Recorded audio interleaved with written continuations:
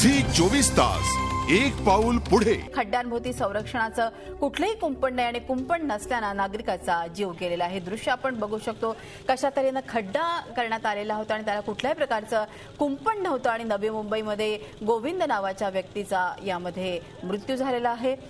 मेट्रोसाठी खड्डा खोदलेला होता आणि सिडकोकडून मेट्रो रेल्वेची उभारणी होते आहे। मात्र महत्त्वाचं म्हणजे या खड्ड्यात कुठल्याही प्रकारचं कुंपण नव्हतं। एवढा मोठा खड्डा खोदून देखील आणि या आपल्याला माहिती आहे गेल्या काही दिवसात बराच पाऊस झाला आणि त्यामुळे या खड्ड्यात पाणी साचलं होतं आणि त्यामध्ये आता गोविंदचा पडून मृत्यू झालेला आहे। कुठल्याही प्रकारे लक्षात घेतलं नाही की अशा तऱ्हेने एवढा मोठा खड्डा असताना तारेचं कुंपण असायला पाहिजे आणि आज आपण बघतोय की कशा तऱ्हेने मेट्रोमुळे एकाचा मृत्यू झालेला आहे।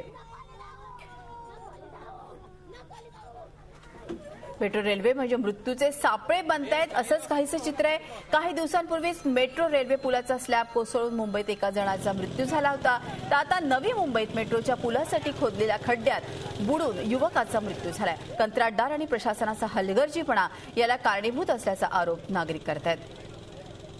नवी मुंबई मेट्रोची दृश्य आपण बघतोय। मुंबई मेट्रोमध्ये देखील काही दिवसांपूर्वी आपल्याला आठवत असेल की ब्रिज कोसळल्यानं एकाचा मृत्यू झालेला होता। मेट्रो रेल्वे पुलाचा हा स्लॅब कोसळलेला होता आणि त्यामध्ये एकाचा मृत्यू झाला। तर आता सध्या नवी मुंबईतली ही घटना आहे। नवी मुंबईतला पहिला मेट्रोचा बळी आहे। पुलासाठी खोदलेल्या खड्ड्यात बुडून युवकाचा मृत्यू झाला। झी 24 तास एक पाऊल पुढे।